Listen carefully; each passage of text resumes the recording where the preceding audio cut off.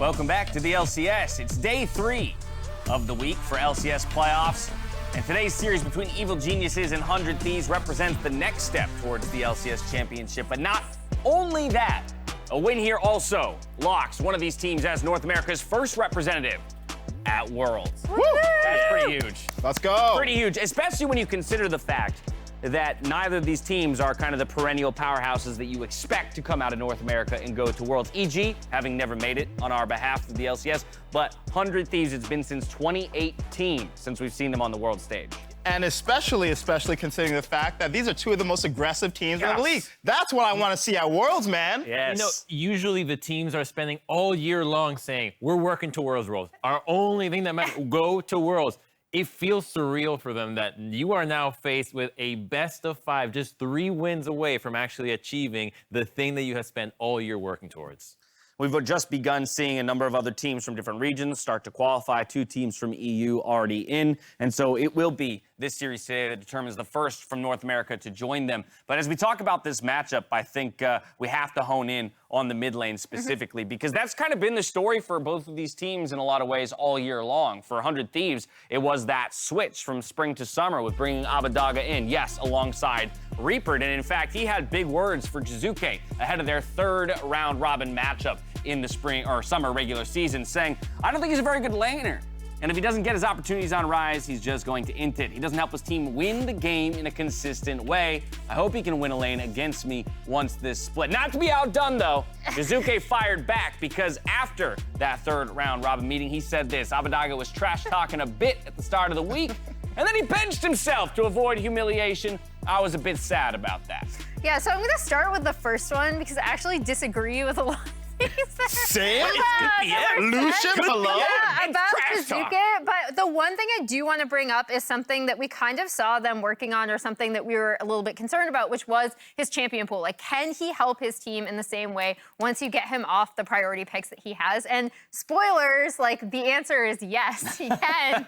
He has a much bigger champion pool than what he had previously shown, which is something that you could kind of surmise, but has already been proven, which I think is interesting because we have seen teams try to attack that, and it has not been successful yet. Yeah, similarly, on the Abadaga quote, there was a lot of cap in there, man. This guy has played Lucian more than any other champ, and he's consistently gotten his team leads on it. That said, I will say, in the head-to-head, Abadaga has looked better in lane, right? And what we're going to have to see from Jizuke is, considering that Abadaga does have a bigger effective champion pool, and 100 Thieves has had time to study EG, is Jizuke going to be able to show up? Because I think Jizuke is the most critical player for EG success. I think that's just good trash talk. I mean, you're not trash talking if you're speaking honestly. You got to trash talk and make the enemy doubt themselves. He wants them to think, wait, am I really one trick? Is Rise my best champion? Abadaga's trying to get Jizuke to second guess him. True.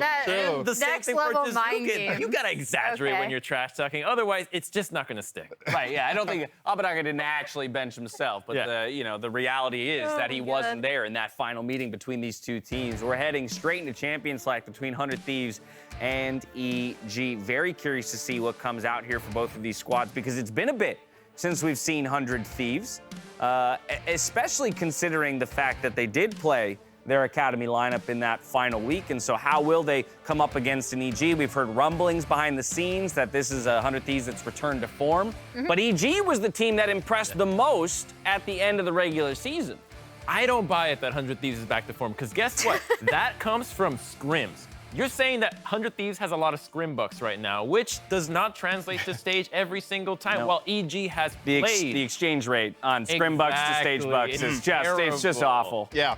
And that's why I think going into this matchup, you have to consider EG the favorite. You know, wow. Every time we've seen them, they've been so dominant and they've been so consistent playing their style. That said, if 100 Thieves is back in form, it is absolutely competitive, because I think 100 Thieves has advantages in the bot lane. I think FBI and who he's the best bot lane in the league right now. So there's absolutely ways for 100 to win, and I think this is going to be a super close series. They're starting with a Renekton first, which I think is rare for them. This is just telling me that they really value denying Impact as well. It has been Impact's best champion, so saying, all right, we're going to get a guaranteed strong matchup, and at the same time, put Impact off comfort. The other thing I want to call out on that top lane matchup, we had Perks on the desk yesterday, and in talking about a number of the teams that they might have to face further down in the playoffs, he called out 100 Thieves and Someday specifically as a weakness for this team. That's he rare. does not, yeah, exactly. Yeah. He felt that Someday was the weak link on 100 Thieves, but they secure him a strong laning champion in Renekton. The Rise. They copied him. They took their draft. Yeah, I love it, right? Yeah, I like this copy, and I think this is a huge mind game from 100 Thieves because they know that Rise is one of Jizuke's best champions,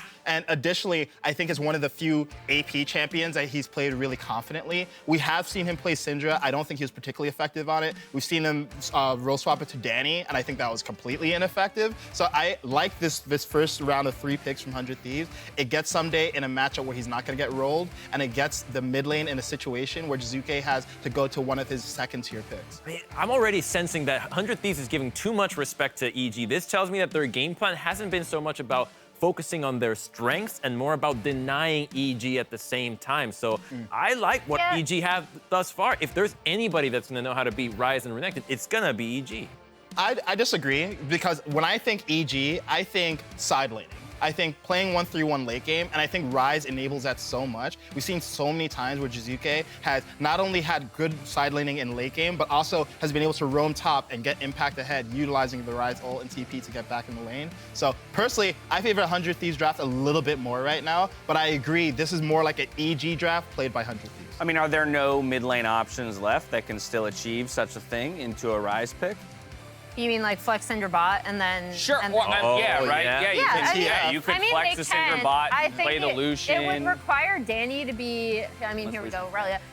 It would require Danny to be a lot more comfortable on that pick, right? I assume the Aurelia would probably go top. So, yeah, I'm sorry, go ahead.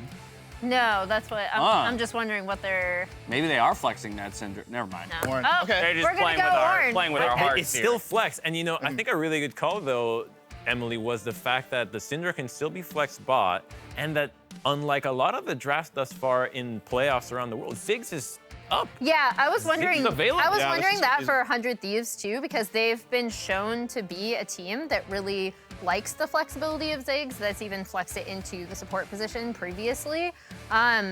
Also, we're seeing the absence of the Trundle, which we saw in a few other games. I was like going into this draft, like prepping. I'm like, oh man, we're gonna have to talk about Trundle. We're gonna have to talk about Ziggs, and neither of them have shown up thus far, which is kind of interesting.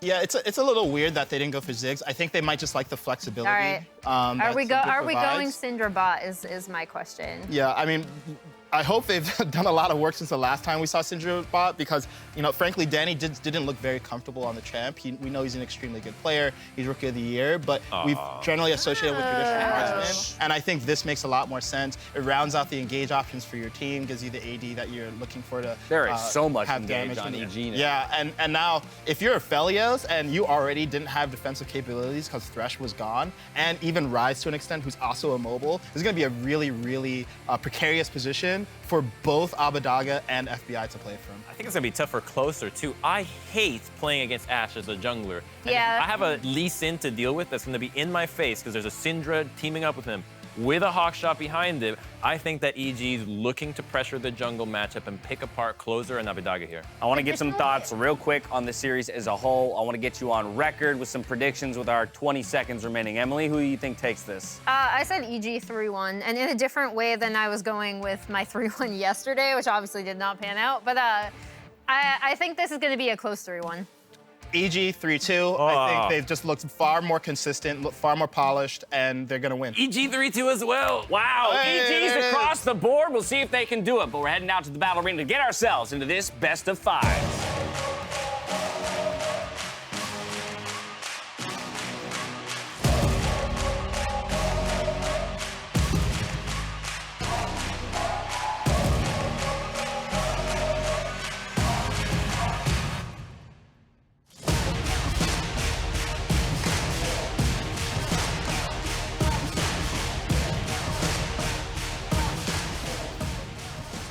Bally, who's gonna walk away with this win in the best of 500 Thieves and Evil Geniuses, two of the absolute best performers in the LCS in summer. A best of 5 to determine the first LCS team to qualify for Worlds 2021. Predictions across the analyst desk board for Evil Geniuses, but 100 Thieves, I think they can shape up well today also. They definitely can. They've had a lot of extra time, seeing the Evil Geniuses previous series to work on crafting some strategies here, and they've come out with a very, I would say, solid composition. Front line, weak side, top side for impact. Don't need a lot of attention. They're delayed invading on this bottom side without a sweeper for themselves, so just putting down the ward. I like this. No, this is cute. This is the sort of meta game fake because Ignar, played as though he was putting a ward down, didn't actually do it. I think they're just going to expect what close are going to have happen. So this means, one, they can say, oh, okay, Ignar's down a ward. Hey, bot lane's going to have less vision than normal. But it also means they probably bring a sweeper to that camp and get no vision. And you got some zombies popping up already. All right, well, 100 goes. Thieves might be underdogs in this series, but the Tigers is standing by with their head coach, Reapered. Thank you, Freak. This is your first appearance here in a best of 5 since joining 100 Thieves. Vulcan said in his interview yesterday that he heard 100 Thieves are back in form. Can you tell me about these last few weeks of prep? Actually, we had lots of days for preparation, so that we are kind of figured out what was the problem before when we are slumping, and then I think we are kind of back in our form right now. I know that a lot of the desk was focusing on the mid lane matchup here, especially with a lot of the trash talk, but is there any point on EG's side that you are focusing on most as a plan of attack?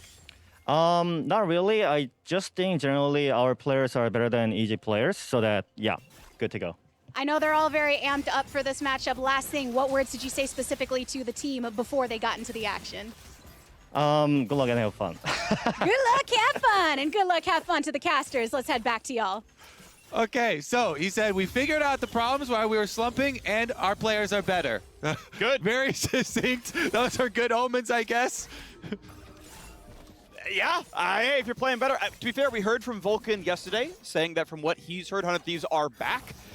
To be clear, nice fight in the bottom side. Ignar gets his aftershock on and then walks right back out. But yeah, 100 Thieves were 4-4 in the second round robin. Like, they had fallen off in the last several weeks of play, but if they're back, then it's a close series again. Well, one thing that everybody was looking forward to as a point of power for 100 Thieves is the bottom lane. It's always been the bottom lane, and especially over Evil Geniuses, where Danny has had some rough lane statistics. We might have a possible ward walking over here, though. Yep. Just some extra vision. Jizuke, no problem dealing with this.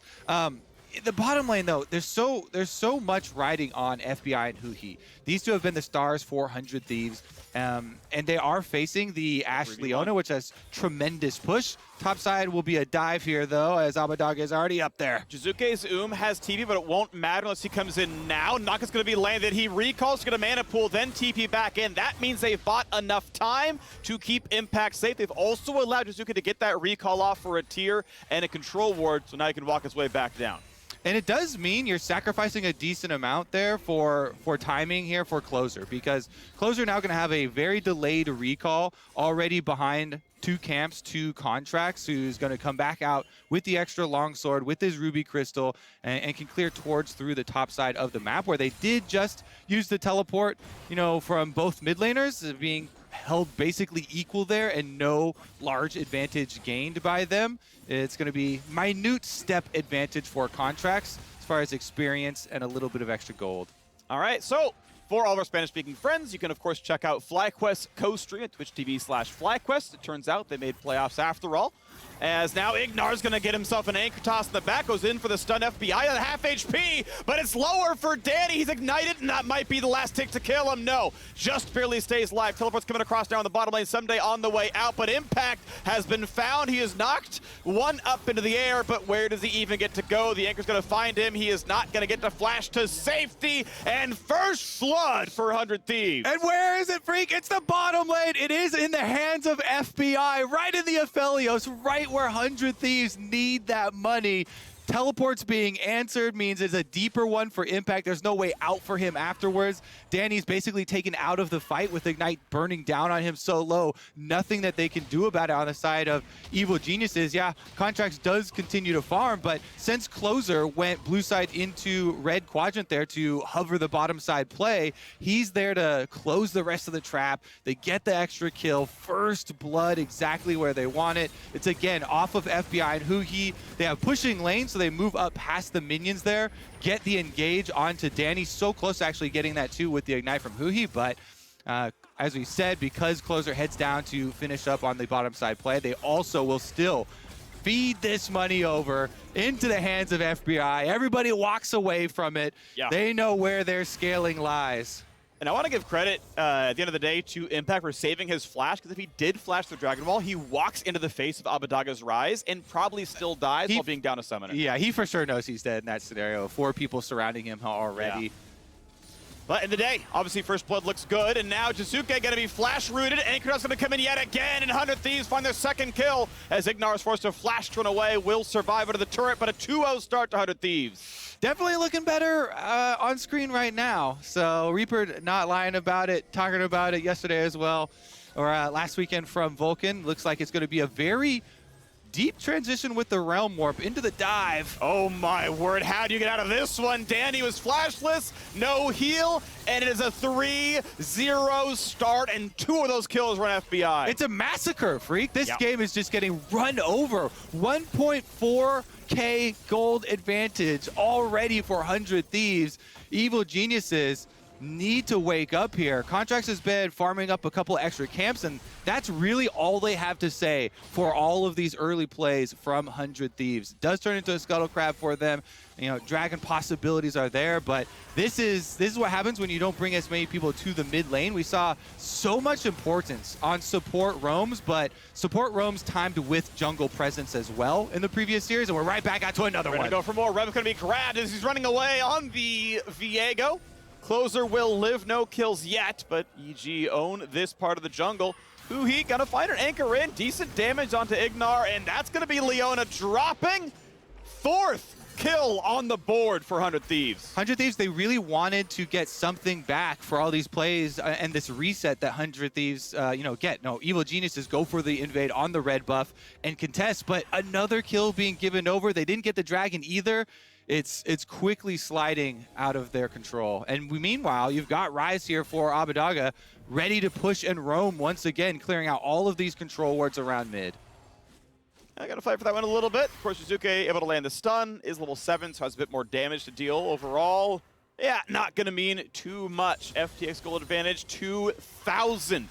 I want to be clear, both these teams are excellent early game teams. They both average over 1,000 gold ahead at 15, which is first and second in the league.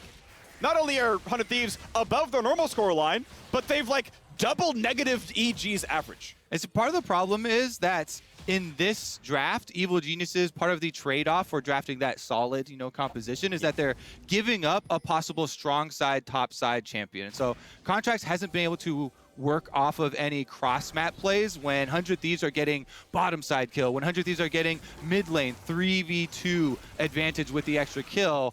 There's no other point of power to swing back on for Evil Geniuses, and so he's only picking up extra jungle camps, and this is why the rest of the map is basically gone in 100 Thieves' favor without any big response from the Evil Geniuses. Does turn into the Rift Road, which is the best early game snowballing tool that you could possibly have. You'll trade that for first dragon every day of the week.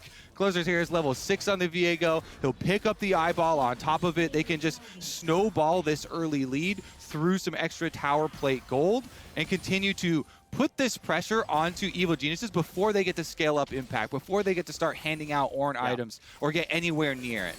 Still impressive stuff. I mean, I think back to the level 3 dive top side where 100 Thieves ran 3 up there, and Jizuke had like a nice push the wave, recall, TP, stop the dive, right? They stopped 100 Thieves' first aggressive move, and you mentioned Contracts is up 2 camps, he's up a recall, like, just nothing came of it, right? There was a fight in bot lane, but 100 Thieves fought that fight better as well. Everywhere sort of across the map, Though the first dive was turned around, well played, the only objective EG have gotten was a cross-map dragon trade. And of course, 100 Thieves get the better of it because you'd rather grab first Herald than first Dragon. And at the end of the day, 100 Thieves looking outstanding here in game 1. FBI, he got a solo plate in bot lane. He's got 2 kills. He's got the most gold in the game. Absolutely, he's crushing it. Definitely has been the biggest beneficiary thus far of the success. Abbedagge uses his phase rush to run up away from the rest of the members, but gonna have to take a very long route back to his own territory. Realm Warp secures the escape. Meanwhile, bottom side Rift Trail has been used on the tower. That thing is dead. First tower bonus. All of the plates is well racked up, and the FBI gold advantage just keeps growing. Alrighty, good stun in the mid lane as Evil Genius's Jizuke has to dodge away, but hold on, there's a fight on the top side. Alright, it's close enough, but the rest of the damage is going to come across who he had landed the anchor, and Jizuke did not flash the anchor, he held it, and at the end of the day, the late flash does not keep him alive. 5-0, 100 Thieves. Definitely came out of the gates ready to go for 100 Thieves. They even had on the top side Someday trying to defend against contracts, stealing away jungle camps has been the one thing that EG could point to, but he chases them off of that Gromp, off of that top side play. Meanwhile, another look at it. Here comes Huhi. Wants to use his level 6 on Nautilus, so just walks straight up to Jizuke, lands the hook right next to the wall into the ultimate, so he can't move, flashes for the extra auto, finish up the extra damage. But meanwhile, as you said on the minimap, you saw that whole time, Renekton chasing contracts out of the jungle. He can't get any camps back for them, as well as Closer stealing away the Evil Geniuses blue. And it certainly looks like it, Freak. Yeah. It looks like 100 Thieves are back on form. I want to add a point of clarification. This is Someday's most played champion across the year. And by the way, he is 12-3 on Renekton across the year. He absolutely crushes. His team wins on this pick. Now, he's not the reason, but we can move down the line. Abbedagge's third most played this year is also Rise. Like, this is a lot of comfort for these players, and it is clearly working. First All-Pro team AD carry, second All-Pro team support here in Huhi. Like, you know, everyone really is pitching in quite well, and 100 Thieves so far really unstopped. All right, now we got to look for the possible counterpunches from Evil Geniuses, though. They have Ash Arrow, they have Leona Ultimate, they are positioning around the crab. It's just a interesting flank. Stun, nice kick flash on FBI! That was beautiful by Contracts, but is there anything more to be done? Yes, Huhi dropping now as well, a 2-0 start. Impact on the side, gonna be Someday dropping. One kill finally traded back as Closer knocks down the Lee Sin. Can there be anything left to go? There ult comes in, wants Ignar, pretty tanky, but finds that second kill. Wants to keep going. Stun now onto Danny, gets the resets, a triple kill. Closer popping off to keep that fight close.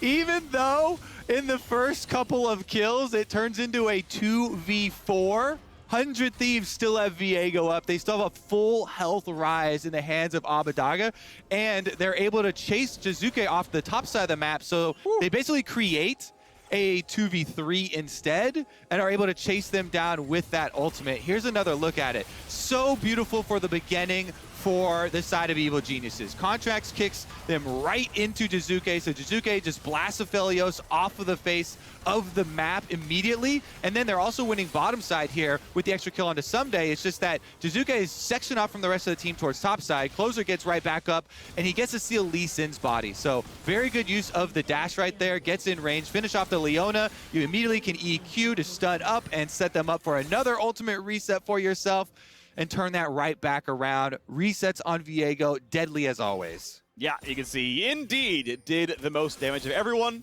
That is a champion that will pop off. So really nicely done. And it means we keep this, 3,500 gold lead. The FTX gold advantage looking absolutely outstanding for 100 Thieves as they can start to set up for Dragon number 2. Resets come across 100 Thieves in blue. Gonna knock down that control ward and say, hey, the river belongs to us, but they're gonna try. Arrow's gonna land, FBI gonna be attacked, but can they get the rest of the damage? Shield bow popped, flash into safety, stays alive. Thank you, defensive Mythics. Ult gonna come across, should be decent damage, but will not find a kill just yet. The team get to keep fighting, though, is the question. Rise coming down the river now. Abbedagge wants to show up. Yeah, now they don't have Leona ultimate or Ashe ultimate or Lee Sin ultimate for the side of EG. Even with the team fighting setup here. They're just going to get caught out. Impact dropped down a half HP below 1,000. Can they dive him? Ulti not going to be used, and the flash to safety with 100 health. TP not available. 5v4 on the map. Bottom river should be claimed. Scuttle, yeah, you can't get that one contract. Yeah. So this one's given away as well. No ultimates left for the team fight here for EG. No health bar left on the front line. Means it's going to be Dragon still stolen away here by 100 Thieves. They swoop right in, take the objective, and reclaim the map. Look at that closer after all those kills. Jumps right up to first place in the FTX gold advantage. Okay. Looking good so far. Looking good so far. 100 Thieves have every tool they need. I feel like their late game's going to look good as well. Obviously, Rise with a solid KDA. Pretty good farm. The 2 kills in Aphelios. Obviously, he survived the last fight, so it just gets better when his cleanse is back up, and we'll see what they can do next. Yeah, Evil Genius is going to try and just, you know, enact the solo queue chant of we scale for late, scale for late. Maybe we can win a team fight later, you know, get some Ornn upgrades front to back, but 100 Thieves can continue splitting, playing the map. Then they section out Jizuke, nowhere for him to go.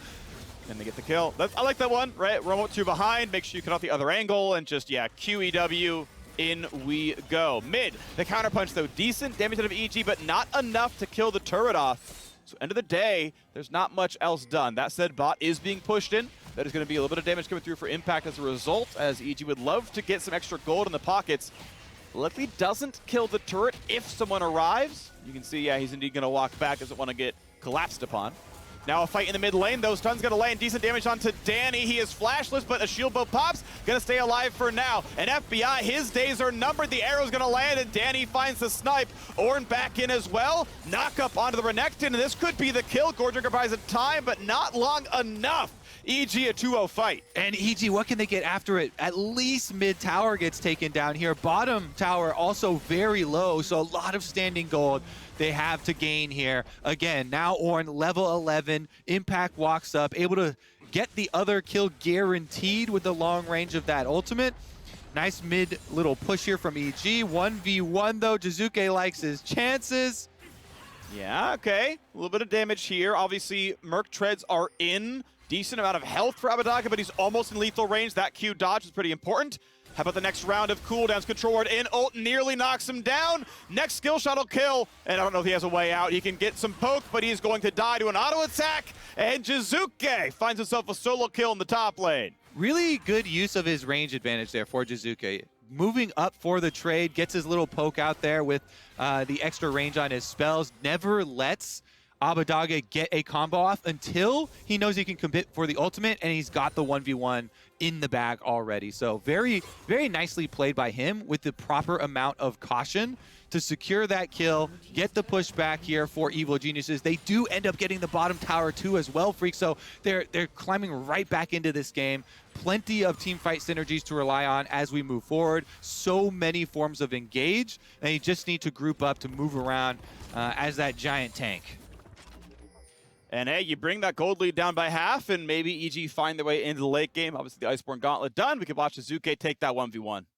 So again, you've got the biggest advantage here of Syndra over Rise is the range advantage. He just throws the W in, got the stun against the wall. He uses his phase rush to keep the inside track. There's no way that you can get back to your base if you're taking the longer route here out towards the outside of the lane. Then once he's got his HP in range, he knows he can commit for the kill, walks right up, ultimate into chasing him down for the last 20 HP in the brush. So well done there by Jizuke. Takes away any of the extra variables. Good dodges at the onset of it to make sure none of those Qs land at the very beginning from Abbedagge, and then the full commit. Big thing to watch, though, is next time they fight, I think Abbedagge wins. He hadn't bought in a really long time, was just on the Kindle Gem, and now has the full Everfrost, plus the other half of Seraph's Embrace with the Needlessly Large Rod coming in. Comparatively fewer items were bought by Jizuke, so that 1v1 I think looks a lot better for the Rise next time around. We may see them battle yet again in the future. Obviously, again, good by Jizuke to identify the power deficit and took that fight. It's still gonna depend a lot on range. So sure. When Abbedagge does have flash, I'd say for sure, because you can just flash onto them and commit for as Rise and 100% get it. But definitely does have a lot to do with position there. Obviously, Syndra never wants to stand and have a 1v1 in range fist fight with the Rise. True. But sometimes you can force that with the other Frost. You mentioned the flash, of course, being a very big deal there as well. The flash W is literally undodgeable. But we are moving on towards the next play. Ocean Drake spawning in 25 seconds, and as the pace has slowed down, it seems clearly possible that there's going to be a push for this dragon, and actual soul may be relevant. Ignar the first to get rid of wards, but sweeper spots that a control ward came down, gonna knock that one down as well. All right, biggest challenge now for 100 Thieves is trying to use the little bit of advantage that they still have to make use of their one. Ooh, never mind. Done huge damage. Goodbye to Huhi. And how about the rest of it? A flash to safety for Abadaga. Decent damage on the Lee Sin, but has to run away. What a pick. EG find one and knock him down. 100 Thieves have to utilize their 1-3-1 because, again, EG are just going to continue to group up over and over and over. You're going to get caught at some point. With an Ornn, Ashe, and Leona on the enemy team, somebody is going to get hit by something. And it ends up being Huhi in this case. Nautilus down, Dragon achieved, and yet no side pressure for 100 Thieves during the meantime there. Now they're going to actually collapse on mid once more. Jizuke flash stun, lands the W. Abadaga, yes, kicked. Q, follow through. Contracts finds one, and now FBI is forced to run away. Contract stays safe with the shield of safety. And it's another couple of kills. It's a 1-for-nothing, I should say. EG, just better team fighting in the mid game. Very, very nice usage there. Contracts is going to take a decent amount of damage, but not as much as FBI. In for Ignar, does not get the kill. FBI able to trade his flash to stay safe. 2-for-1 on summoners, but EG just fighting better. I was going to say, set it up for 100 Thieves trying to push mid with Riftchild. Hey, they've got a possible counterpunch here because they just used Ashe Arrow plus Leona ultimate plus Ornn ultimate, but didn't take into consideration that Jizuke flash stun with Syndra absolutely demolishes them, and then Contracts had the perfect follow-up there, lands the Q, taking out the carries first, sectioning off of Aphelios, Abadaga down, then Aphelios up through the river, so just very good focus there. Jizuke takes things into his own hands while they think there's a timer to work with, while the rest of the engaged cooldowns have already been blown from Evil Geniuses. He just flashes in for the Syndra stun, makes it happen, and it's just consecutive victories there for EG. Looking good. You can see it's down to 400 gold lead at this point. Honestly, you can just favor EG on the scoreboard at this point in time. It feels like they really have turned the corner off of a catastrophic first few levels. This feels great. It definitely does, especially if they can continue to get these even ground fights where they have their tanks in the front line and they can look for the picks with the Ashe, with the Leona.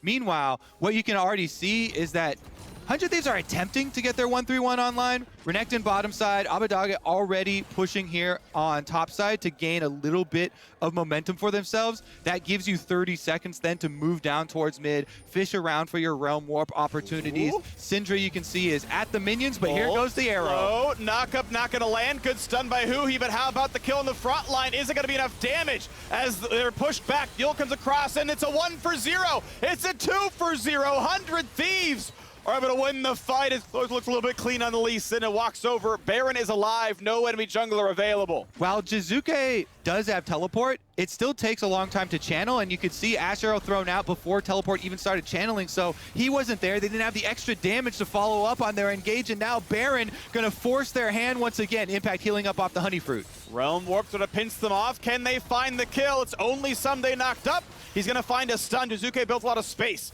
but Impact could still be rooted. Will indeed be so. That'll be the rest of the damage they need. He flashes, but the Q, not quite a kill, but now it is. Someday comes across for the third straight kill. Stun onto Danny. Shield bow, not going to be enough. 4 in a row now, and it's time to watch out for Jizuke. Yep. Only gonna pop the Sterix, and Someday pushed back without an ulti. There's just not enough threat from the Syndra. Be careful, next round of spells could kill, and indeed they will back off. A 4-0 fight. At the end of the day, 100 Thieves have built the advantage back. Definitely clawing their way out of something here. Let's look at the re-engage though. Jizuke wants more. Contracts here gonna miss the Q. Root's gonna miss from Abadaga and has to just get all the way back out as Huhi pops the Locket Shield. And we get to wait. 1:20 on Dragon. Plenty of time for both teams to reset and set up for it. I love the way that we get to watch Jizuke just continually play these fights, keeping them at arm's length, using his range, kiting just effectively with the extra spacing there, keeping them out of range and still keeping threat on them. However, 100 Thieves really punished the EG desync on that initiation. There wasn't enough damage to follow up on the Ashe Leona engage in mid. Let's take another look at it. I believe this is the very beginning. So they get the slow. Here is your ultimate plus your Ornn ultimate. Hui actually timed his hook really well. Yeah. As he got the momentum off there as he was going in, then he could flash right back out afterwards. So that was critical. Very nice counter engage there from Hui during the CC duration. Able to buffer his hook, starts it up and then flashes out so he doesn't die. No casualties on the side of 100 Thieves initially. I thought this one, maybe a little dangerous there, but the Danny and Jizuke, both carries from EG, were too far over the wall to put any DPS into Someday when he solo took the Realm Warp, so ends up working out really well for them as Someday can finish up the chase down on both of them. As you know, Jizuke ends up getting away from it. He does, but it's 13-8 on the scoreboard, 25.5 minutes in. It is back to a big 100 Thieves lead. The next dragon is alive. If EG get it, it's Soul Point. And across the map, 100 Thieves are going to two-man the Baron as the rest of the team plays mid. Yeah, EG wise to it. They send the Hawk Shot over. They're ready to keep this fight going. Ignar going to be hooked in, but they don't want that fight just on the front line. They need better CC. Ulti from FBI means pretty much nothing. A good stun. Needs some minions to attack to lifesteal back up there on the Aphelios. Mid pressure going to be first to Evil Geniuses. Shouldn't mean a ton of damage to a turret, but it means they get to run across. Arrow looks for Abbedagge. Able to spot it, sidestep. See, I think the problem still for 100 Thieves, even with this gold lead, since there's so much power in frontline here from EG and hard engage, that they are willing to group up and fight you off of objectives. So 100 Thieves using quite a lot of their advantage time in setting up at Baron rather than get their split push going. That's where they can set up and really gain the extra step over Evil Geniuses. Now you see them, they moved up to topside. Abbedagge pushes out the topside wave first. That's where you can split the map, force EG to actually separate their forces and be a little bit later to the fights, a little bit more desynced, causing what we saw earlier in the mid lane fight where they could actually then get the 4-second advantage to be able to get the extra kill and start the fight that way. Meanwhile, they group up again, this time for Dragon, and EG will be happy to walk right in. They've got plenty of face checkers, plenty of hard engage. And it's going to be 100 Thieves having to flinch yet again. There hasn't been a Dragon look for the last 30 seconds, though it's been alive as the teams danced around Baron. But now, huge stun finds two. Buys a bit of time, and Contracts plus Danny are able to grab the third Dragon. And it only gets harder from here. If 100 Thieves do not feel like they scale better, they're going to be facing down Ocean Soul in 5 minutes. And it's in what ways do you scale? What are your strengths to play off of? You've got your split pushing Rise and your Renekton. And yet, you look at that top lane we just highlighted, no advantage gain there, no real momentum, no area on the map for 100 Thieves. They end up kind of half contesting, standing around towards mid lane, letting EG do what they want. They want that 5-on-5. They bully them off the objective. And your premonition, I feel like, is going to come true here, Freak, with, setting up for the Soul. Ocean Soul at that for Evil Geniuses. Sure. They are content to just continue to wait, force on another neutral objective, run the Ashe, Leona, and Ornn right into the faces of 100 Thieves once again. You can see a more defensive build out of Danny. Wit's End on Ashe has becoming more popular. I don't think it's necessarily better than the more conventional crit Hurricane build, but when you are concerned about heavy magic damage like from a Rise, you can take this as a more defensive option of Wit's End Shield Bow. It's completely reasonable to do, and it makes you quite a bit tankier against that Rise burst. Significantly more tanky. Yeah. And especially as Ashe there for Danny, he's a big part of finding the picks for the team of that kind of choo-choo train engage that they've got going. Other than that, trying to avoid the big burst from Rise. Anchor on the front line, but again, that's not the target you want to kill. It is hard to burn through, and Ornn is going to jump backwards, and now you can't walk any farther forward. Cooldown's missing. Ult comes across, finds a stun, is going to catch FBI as well, but first, it is Hui who drops. They can try to burn down the Lee Sin, but able to jump to safety. Low on health. Can he get the resets? Yes, and that might just be enough. Danny drops right afterwards, and suddenly it is a fight won by 100 Thieves, 2-1. Oh my goodness, these fights where Viego's dropping down to 100 HP, Freak. So close to getting burst down in that knockup and not getting the reset, but Closer goes for it it, and Closer gets it. He gets the kill, gets the reset. 100 Thieves will get the Baron off of it. And my goodness, my friend, quite the seesaw effect, because you know what's the best tool for a split push? It's Baron buff. If you want to get all lanes going, now they really have the tools to do it. This has to be a hard push from 100 Thieves. They really need to get the most out of this. Okay, here's another look at the replay. With the engage onto Ornn, as you said, main front line here, tank. They don't want to use too many abilities on it, and that buys the time for the teleport to come in. Then the focus here from EG onto just the closest squishier target. They use a lot, though, Ash Era as well, just to take down the Nautilus. Contracts is a low health one that Closer goes for. He gets knocked up here, and you think he might get burst down, but he's got the Steric Shield, buys plenty of time for them to finish off that kill, gets double resets, and they are able to chase him out of the fight. Yeah, really, really good target selection by Closer, though. He dove in after Contracts had W'd out, ults in, puts in 50, and is able to clean up the kill. Again, good target selection, going Wits End himself. Obviously a very strong item, but that means no GA. Which certainly can be relevant there as well. The FTX gold graph, yeah, it got hairy for a while, but I now got something for you. What went on here, Freak? Team fights. Yeah. But then the last little bit, another team fight. You know, the day they got their own kills. It was a heads up by Closer for sure. And I know a lot of other Thieves fans, they had pegged Closer as the MVP of the league.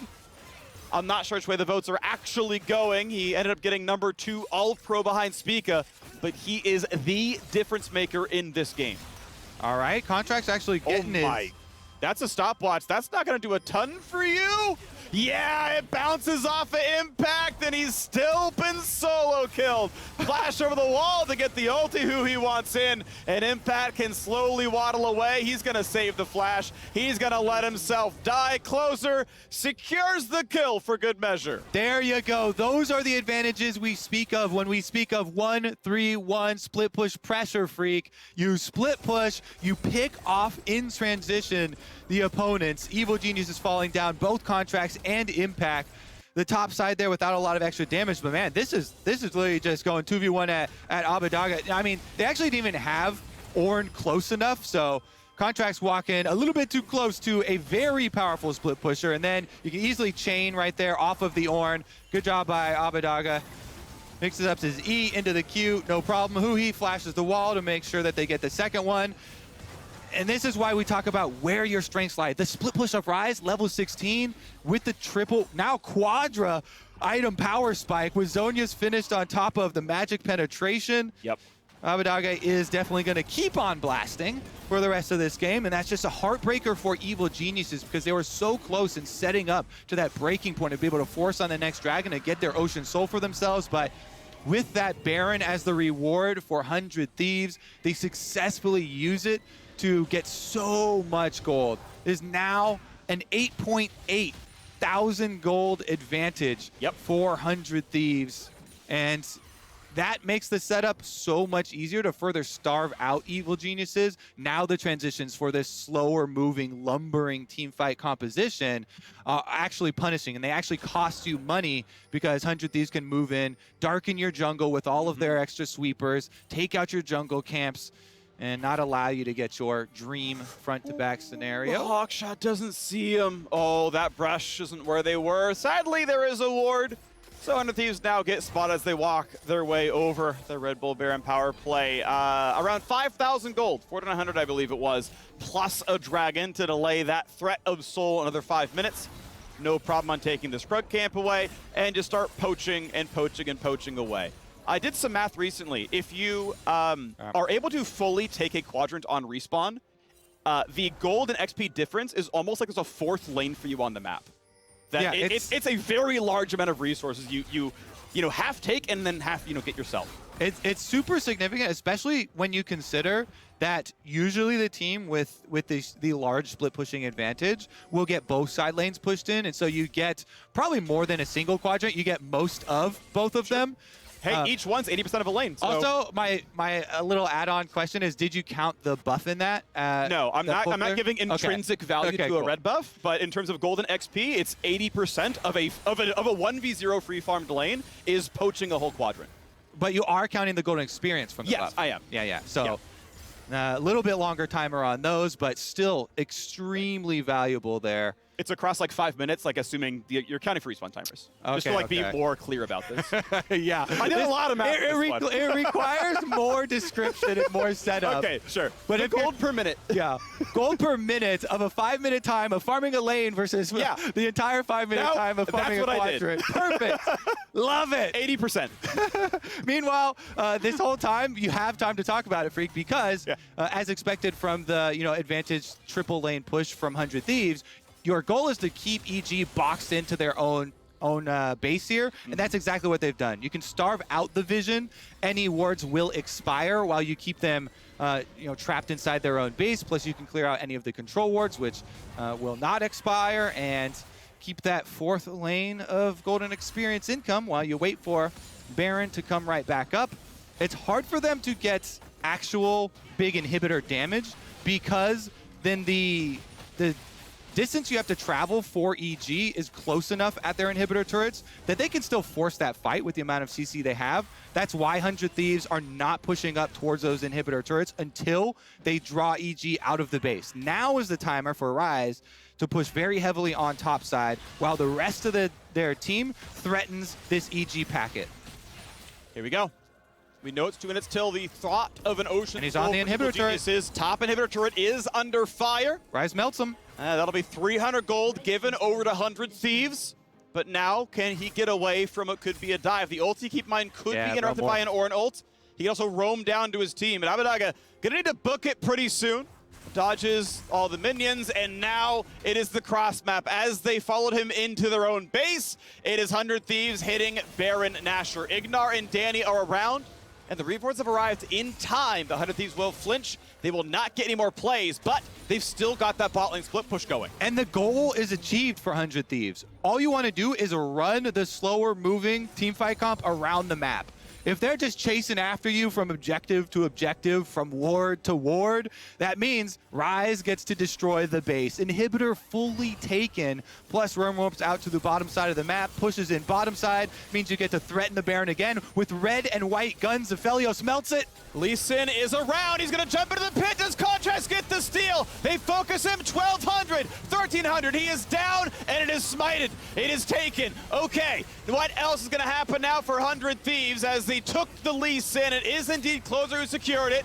Don't get your tool tips twisted, as now Ignar will drop in. Leona is gonna betray Danny. One of us is better at landing those skill shots, and it may just be Closer. Down goes Ash, 3 for 0 plus the Baron. Dragon alive in 10 seconds, and that's about how long EG's base will last as well. Closer has yet to die this game. Viego pop off definitely in effect. It looks like they're gonna finish out the rest of this space. Inhibitor down mid lane is toast as well. With Baron buff, they can keep on pumping. Here we go. Time to end the game in the 4 versus 2. The Soul Laners of Evil Geniuses, the Contract's up though. largest bulwarks of their power, are enough to wave clear. So the team will once again be able to farm the top lane and now farm the mid lane, as gold will flood in, but it will mean map pressure. The question is, what happens with this map pressure as Dragon is taken off the table? It's a reset. There's nothing else to do but push the base. And sometimes in these scenarios, you can say, oh, maybe there's a super farm for late, team fight for EG, but not in this case with the Ashe does not scale DPS well enough. Here's the focus fire down onto Lee Sin, very good. You never see the Baron drop to the 900 HP level.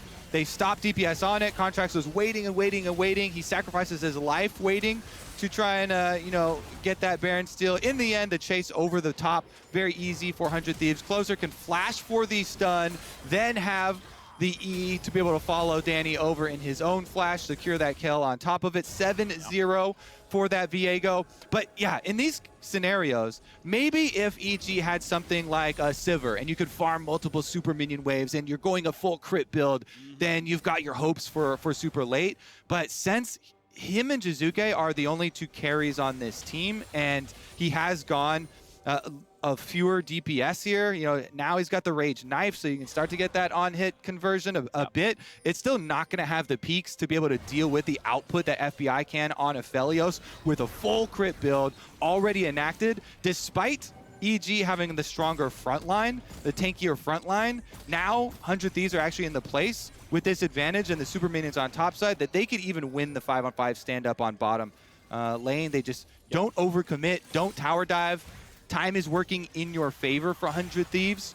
FBI, though, threatened by the Syndra, really unable to get turret damage. In fact, the kick flash from Lee Sin. FBI's shield bow pops. There's a Guardian Angel there as well. Locust shield is in. That is now popped. How about the rest of this fight, though, because Contracts might lose a Guardian Angel as well. Jizuke easily in to secure that kill alongside his Lee Sin, but he is back for vengeance. GA, though, still not popped, means it might not be enough. And meanwhile, Abbedagge has knocked down a single turret. Gonna flash away and stay alive, but EG have won the first half of the team fight. They've gotten the 1-for-0. The other half, though, isn't going to be enough. It will be the Lee Sin dropping his Contracts falls. It is now a 4v4 on the map. Baron buff is gone. A single turret has been slain. The second one, the one down in bottom lane, will not be attacked. So Evil Geniuses so far weather the storm, but 100 Thieves are still right at the gates, howling, hoping to find their next way in. The turret is getting dangerously low, but it will stay alive.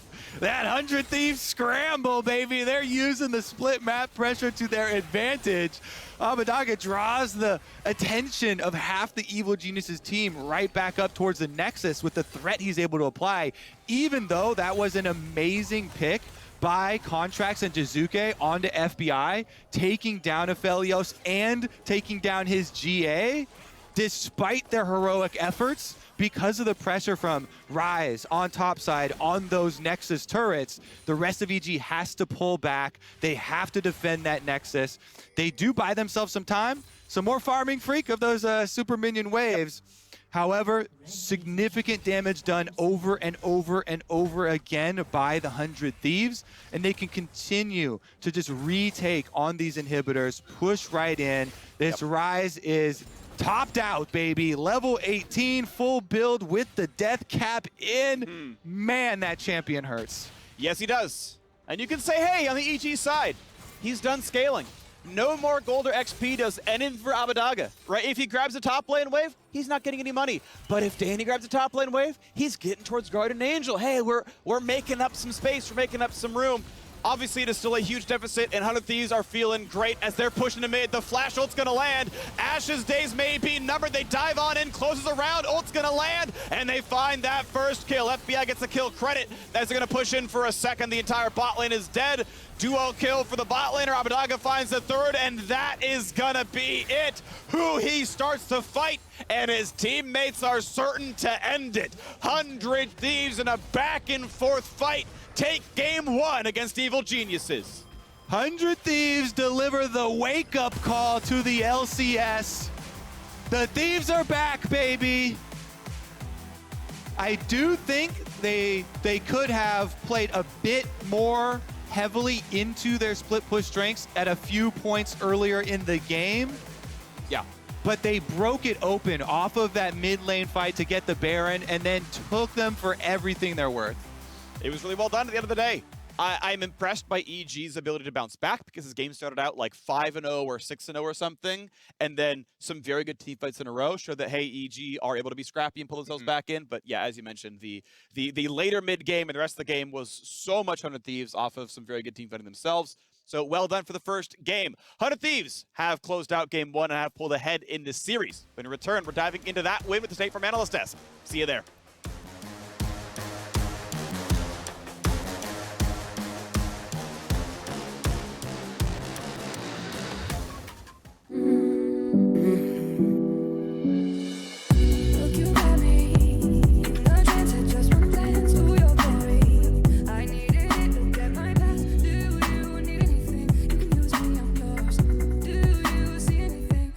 Change of range.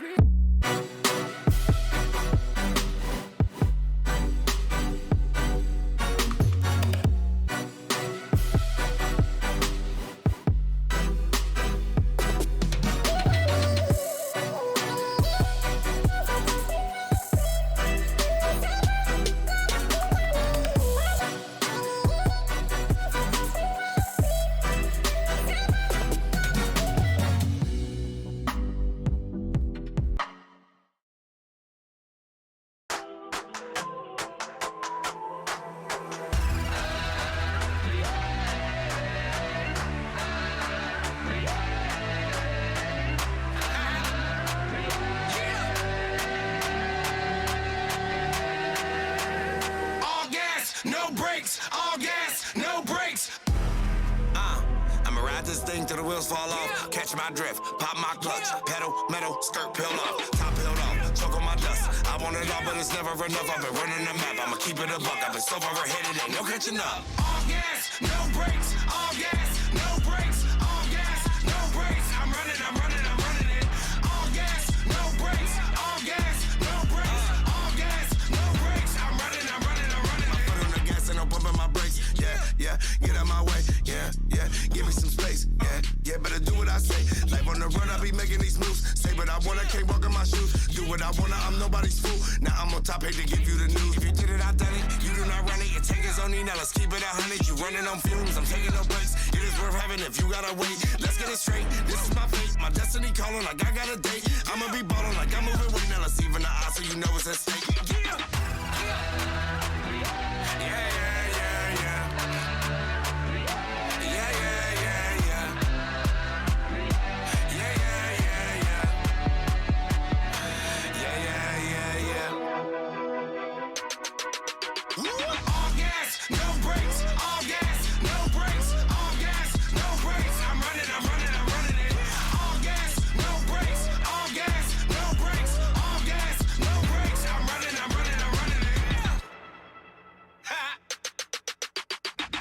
Run and get it, adios. I've been at the top, you ain't even close. Randy Moss, the competition toast. Hail Mary, catch a denim ghost. Out of here, gone. Changing my number, no calling my phone. Trust me, I'm focused, I'm all in my zone. I made a living from proving them wrong. Come hella, I wanted whatever the cost. Started off local and now I'm a boss. Don't bet against me, you be taking a loss. Say what I wanna, I'm driven with sauce.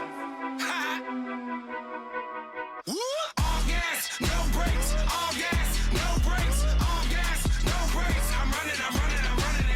All gas, no brakes. All gas, no brakes. All gas, no brakes. I'm running it.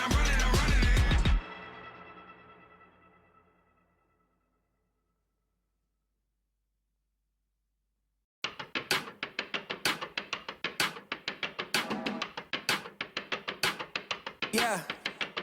All of my life, man, they counted me out. Not many people are doubting me now. Even some legends are shouting me out. I promise there's nobody stopping me now. My haters look angry, I'm popping. My name will never be forgotten. Running this game, I ain't jogging. Opponents know that I'm a problem. Hey, always considered the underdog. That is just crazy. Welcome back to the LCS and the State Farm Analyst Desk. We have ourselves a series, and just like we hoped it would be, Kaizen, it's blood everywhere, fighting on all sides, all lanes, early, mid, late, but it's 100 Thieves who comes out on top in game number 1. And it's the majority of EG's blood left on the rift. True. I loved everything that I saw from 100 Thieves early and late, in terms of, being the team that's proactive, having that coordination between closer and Huhi to make sure that you're the first to the play. You're forcing EG to react. And I think everything that we saw out of 100 Thieves, both from draft and the way they played the early game, showed that they wanted to put themselves in a situation where they're constantly dictating the pace of the game.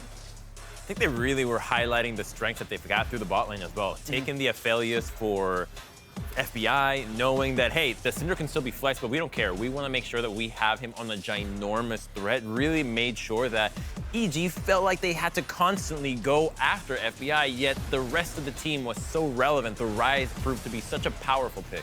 And I think one thing, I hope we see it coming up in this highlight reel, but I noticed as soon as they got the ult on Rise, they immediately used it to make another play. Right here, yes, let's go. I timed it perfectly. I really love how you're using it. It's like he's essentially using it. We've talked about what a big pick like Twisted Fate can be for making plays around the map. Essentially using the ult as that to help make plays.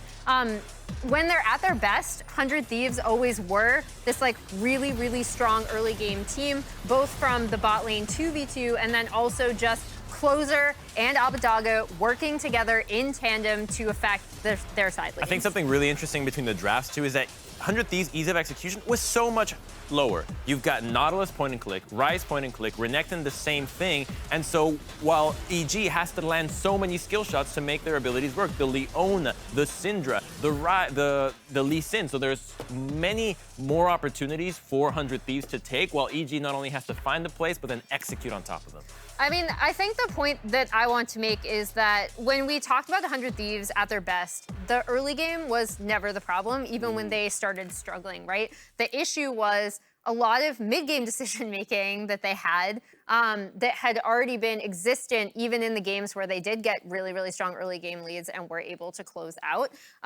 They would make a lot of bad trades in the mid-game. They would take a lot of like not great fights. And I do think that we even saw EG be able to capitalize on that. Like this game stalled out to the point where EG were able to get back in it. And theoretically, had they played a few team fights better, that Baron doesn't go down, and they would have been able to take over the game. Yeah, what I want to add on to that is I think this is one of the bigger leads you can expect 100 Thieves to get early game. Yeah. Right? Like they started with complete run of the map. You know, they were able to make plays on bot lane, burn Impact's TP. They had complete control, and they still barely were able to close this out. And you know, and EG actually had Dragon control. Right. When we look at 100 Thieves and we look at the issues that they had toward the latter part of the split, it's been around objective control.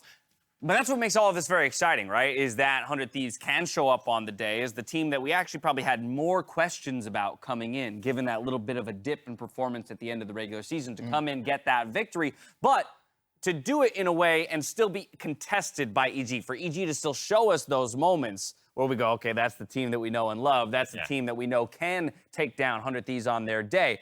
And in some parts, it comes from that mid lane. It comes from the person we talked about, Jizuke, up there showing us what he can do. And as we prepped at the top of the day, both of these guys throwing trash talk back and forth, it's important to note that while Jizuke did take the L in the game, he got the win in the 1v1 here. Take a look at the pro view in the top lane. So obviously you want to look at the mechanics. Jizuke actually plays this very well because he knows that he doesn't have enough damage to burst Abidage right away, so he's buying his time. But divert your eyes to above his webcam, because this is where the action really goes down. Right now, question mark, right there, all chat, question mark after the kill. That is a victory in and of itself. There it is. Yes, it's the little victories, right? It's the little things. It's the little small mental edge. But it's what, it puts even more into focus the importance, I think, of Jizuke when it comes to EG's success, and also, therefore, then the importance of Abidaga's role, 400 Thieves, in keeping him down. That Rise takeaway, important. What can EG do with that pick in hand? It definitely makes you think about game 2 and further. Yeah, and this is why I think comfort is so important. It's not because Jizuke is not good on Syndra, it's because I think EG is great on these picks like Lucian, on these picks like Rise, even to an extent the TF. So going into the future, what I want to see EG do is put them in a position where they're drafting comfort, because although I thought this comp was fine and there were ways to win the game, absolutely, with all the hard engage into the immobile Aphelios and the Rise, I think what we saw was that EG was in a situation where they couldn't dictate terms and they couldn't play the typical 1-3-1 style that we know they're accustomed to. That said, I think there were some early game issues that were extenuating circumstances, and I think this was a winnable game, but change it up, please. I mean, I think you see several points in that post-game like breakdown where it evens out in gold, right? And that's where I do think EG were actually arguably playing their composition out better, right? Because 100 Thieves were not setting up to split until they got that Baron. Yeah. And they had, you know, arguably some better objective control in the mid game. So I actually don't even think that, like, I actually think Jizuke's his Rise is really good too. His Syndra is great. Very like, I so. think he knows the range of that champion so well and can start fights with it. So I don't even necessarily have a problem with his pick. I do think it's interesting on 100 Thieves side, though, that we see them lock in the Rise, which is obviously something that Abidage is really comfortable with. And then they also, even though I don't think they played this composition out as cleanly as they could have, they're not relying on the picks that we kind of brought up, like the Ziggs, like some of the funkier things that you might expect them to go with. And I think that is really interesting and a good start for them in addition to the win. Well, I do, with just the 30 or so seconds that we have left, turn to you, Crumbs, and talk about that game too. Before we came on air here, you and I were already kind of discussing some champions that might, or how champions like can differ. Ziggs was one of the things you called out. EG is sticking to red side in taking the loss. Is red side where you would want to see the Ziggs come out from? How do they get the win in game 2? So I think in the red side, you can get 2 power picks right now. So if they're going to take the Renekton, you can take Ryze right away, and maybe you can even take a Ziggs instantly if you'd like. Now, the thing is, the Ziggs will allow Danny to play weak side and be really hard to exploit in the bottom lane. Struggled in the laning phase against FBI. This is a way for him to never die, show up into the mid lane, continue to farm, and still be relevant in team fights. All right, well, there you have it. Just a couple thoughts from us ahead of game 2 between 100 Thieves and EG. But if all of game 1 is any sign, it's the sign that we've got a sick best of 5 in front of us. From here, we're going to break. When we come back, it's game 2 between EG and 100 Thieves. More blood. More blood. Oh, From the last who? that game was great. For everyone.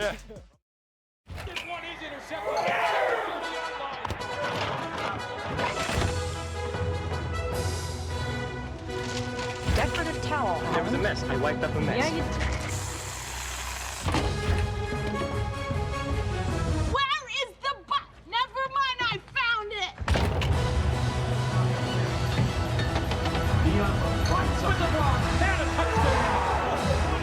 When game day is a go, there's a Bud Light there.